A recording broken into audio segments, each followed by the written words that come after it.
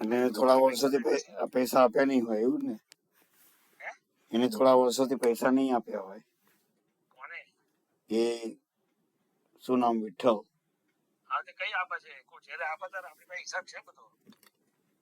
તો જ્યારે ગઈ સાલ પૈસા આપ્યા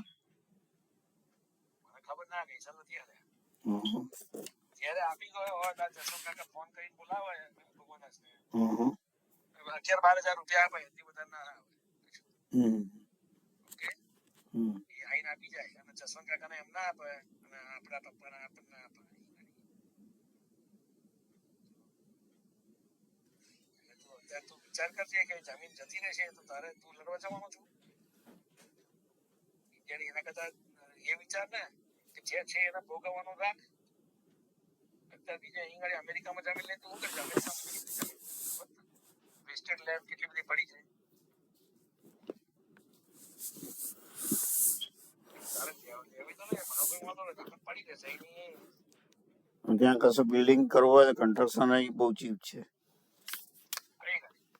હરકન સાસમાં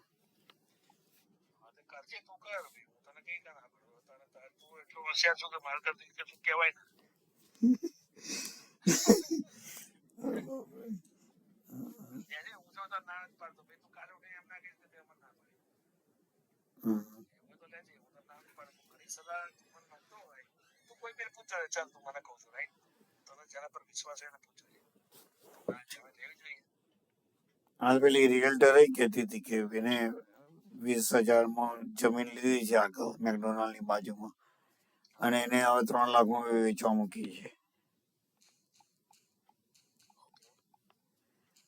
ખરા હાઈવે ની એક્ઝિટ પર લોકો લીધો હોય લાભ તો તકનો લાભ લે, પૈસા વધારે મળે. ના, એને શું સમજણ પડવાની છે?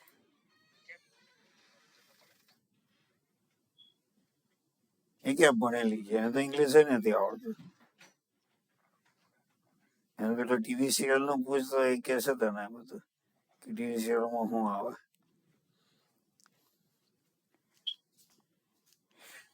એના બનેવી વિશે પૂછતો, એના બનેવી વિશે કહેશે કે કેવો છે ને કેવો નહીં, બીજું કશી ખબર ના હોય.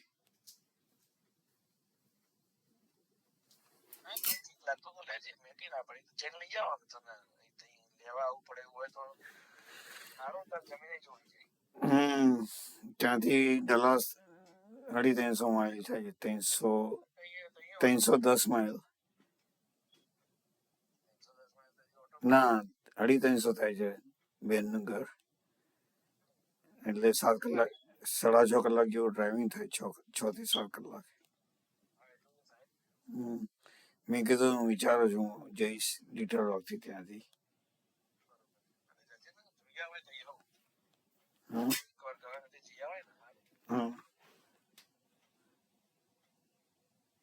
જોઉં છું. હા હોય જોબ મળે તો સારું. ઇન્ટરવ્યુ ના, મારે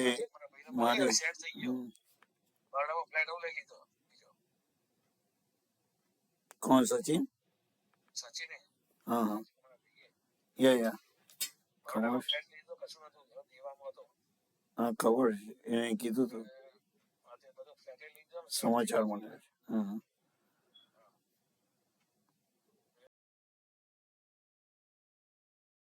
આવે છે જોબ માટેની ઈમેલ આવે છે.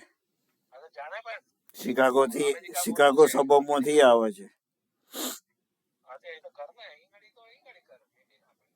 એસએમટી મશીન જે અહીંયા સિલેક્ટરમાં જોબ કરી હતી એવી મિનાસોટાથી પણ આવે છે.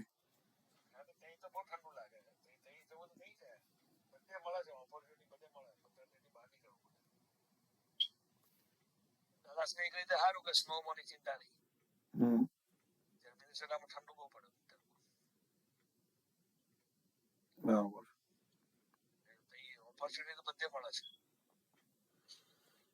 હું કે છે ભગવાન શું ફોન આવ્યો હતો?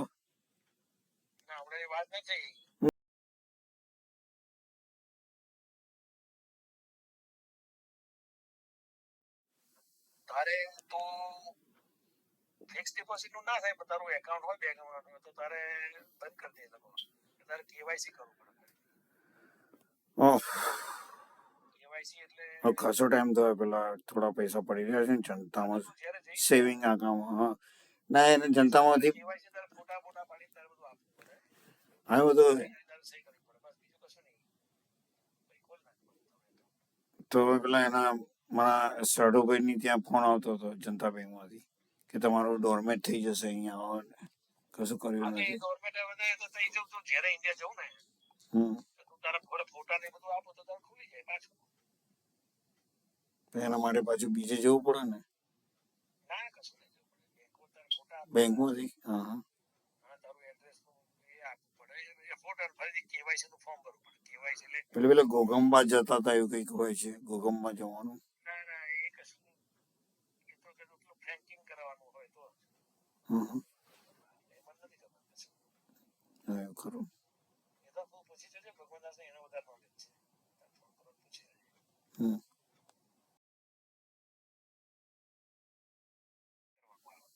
કેટલા વખતે અમે ઇન્ડિયા ના જતા આવો, આપડા એનું એકાઉન્ટ છે, એક છે એનઆરઈ એકાઉન્ટ, એમાં એના પપ્પાના બધી એના પૈસા આયા છે તે એમાં મૂકેલા છે, એને કેવાયસી કરાવવું પડે. ફોર્મ આવે, ફોર્મ ભર દો, ફોટા આપો.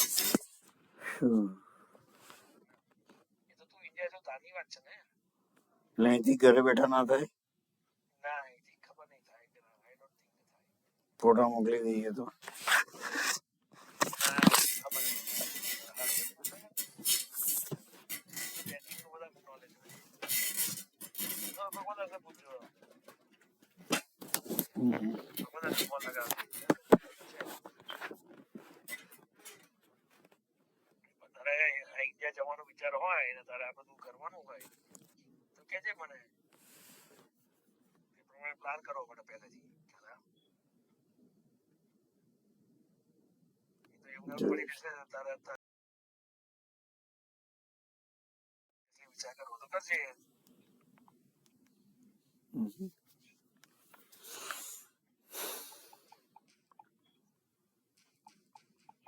નિકુંજભાઈ પૂછો છે, ફોન તો કર નિકુંજભાઈ ને, કે એમનું નોલેજ છે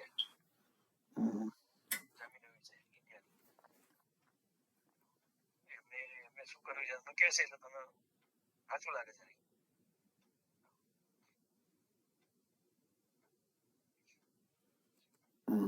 પેલા ભાગ્યોદય ની ગાયત્રી ની આગળ કોઈ જમીન પપ્પાએ લીધી હતી ને, એ તો એનાથી તો ફ્લેટ લીધા, એમાંથી ફ્લેટ લીધો છે. એનાથી આ તારો ફ્લેટ છે એ લીધો, બિલમાં તારા નામે લખ્યો છે. એ કઈ સામો લીધો હતો કશી ખબર નથી. તમે લોકો તારા ફોટા જોજે એટલે ખબર પડશે. તો ઇન્ડિયા ગયા હતા ને, એવું ઇન્ડિયા જતો. હા તે હું સમજા બંને હતા, યાદ નથી એ બધું કઈ સાલમાં હતો. 2005-6 ખબર નહીં, મને ખ્યાલ નથી. બંગલો ક્યારે બને છે એ જોવાનું, મતલબ મારી પાસે કોઈ ફોટા નથી હતા. તે વખતે સેલફોન બેલફોન હતું નહીં કશું અમારી પાસે. જમીન કેટલામાં લીધી હતી? 5 લાખ આયા હતા જમીન. વેચ્યા પછી એમ? એના પપ્પાએ સીધા ફ્લેટ લઈ લીધો. 2 પ્લોટ હતા 2.5 લાખના. 5 લાખ આયા એટલી મને ખબર છે. ત્યાંથી ડોલર લઈને ગયા હતા. એમના હોય ને એ મને નથી ખબર કેવી રીતે ડોલર એમને એફડી મૂક્યા હતા, ક્યારે લીધું તો કશું ખબર નથી. એમના પૈસે લીધું છે એટલી ખબર છે.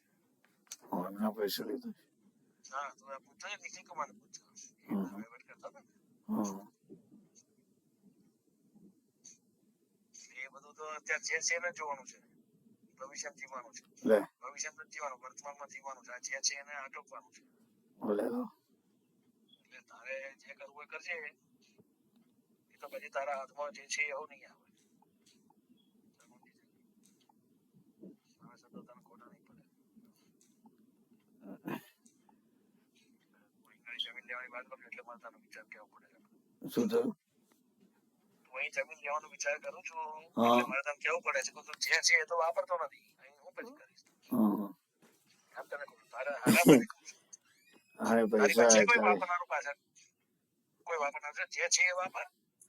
વાપર તું ને એમ પછી કહીશ કે હું ગયડો થઈ જતો વાપરે તો તે વખતે વાપરવાનો ટાઈમ જ નહીં મળે. હું તને 100% લખી આપું.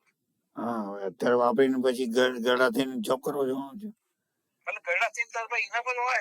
ગયડા થઈને જો તને વાપરવાનું કશું મળે જ નહીં. પણ એ વખતે વિચારવા પૈસા પછી તારા પાસે પૈસા ના હોય તો શું કરો? એટલે કઈથી ના હોય પૈસા યાર. એ વખતે ગળા હોય ને તમે પૈસા ના હોય તો શું કરો? જોબ કરવા જાઓ, કોઈ આપે એમાં તું નહીં. હવે અત્યારે તું જોબ કરવાનો સવાલ જ નથી. જે બધું ગવર્મેન્ટ તને પૈસા નહીં આવે અહીં ગાડી તો અહીં હોય તો અહીંયા હશે તને. એટલે એટલી બધી ઇન્કમ અત્યારે છેલ્લા 25 વર્ષ તો ઇન્કમ બહુ ઓછી છે. કેટલા હાથમાં આવવાનું છે? સારું તો તને જ્યાં ઠીક લાગે.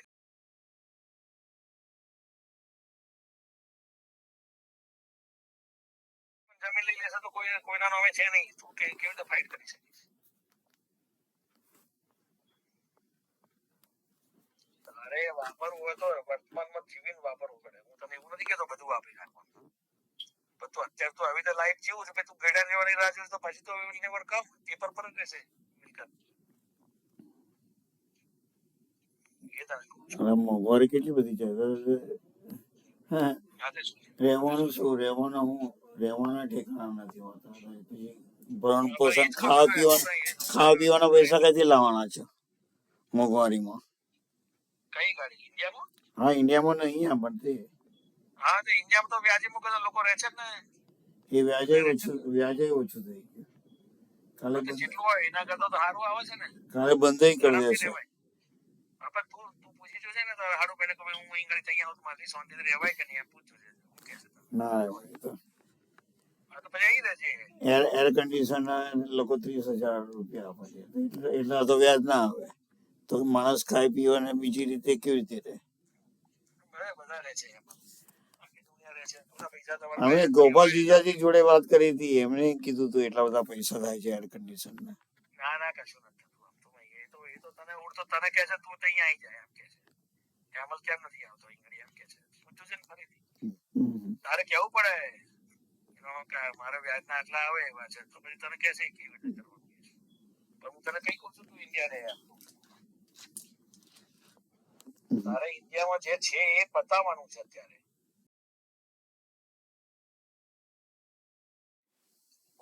ઉંમર થાય જીવો એનો મતલબ એવો નહીં કે તમે આ રીતે જીવી શકશો. ઉંમર થાય તો કેટલા બધા રોગ એવા મળશે. તું જોજે ને તું. ધીમે ધીમે બધું થવા મળે તો તમે કેવી રીતે તમે એન્જોય કરી શકો. એટલે પાછો કોઈ આગળ પાછળ છે નહીં કે ધ્યાન રાખે તમારું. એક્ઝેક્ટલી હું તને એ તો કહું છું. કાલ ઉઠીને તને કશું થાય એમાં તો તારું કોણ ધ્યાન રાખે ચાલ કે અત્યારે કોઈ કોઈનું જોતું નથી. છોકરા નથી કે કોઈ ભાઈ તો હું તને કહું છું તારા માટે કોણ વાપરે તો અત્યારે તું વાપરે તું ગયડો થવાનો તારની વાત તારે. તને તું એવું ના સમજીશ કે ભાઈ મને કોઈ કીધું છે આટલું જીવીશ કે એ બધું સાચું ના હોય. આપણી તબિયત ક્યારે બગડે ક્યારે શું થાય તમે કેવી રીતે જીવી શકો એ બધું મૂકીને જ જવાનું. એ તો પેપર પર રહેશે. એક કહેવત છે જેટલું સાચવો એ તમે બીજા માટે સાચવો છો. અને આ બધા લાગુ પડે છે મને તને બધાને કોઈ પણ વ્યક્તિ.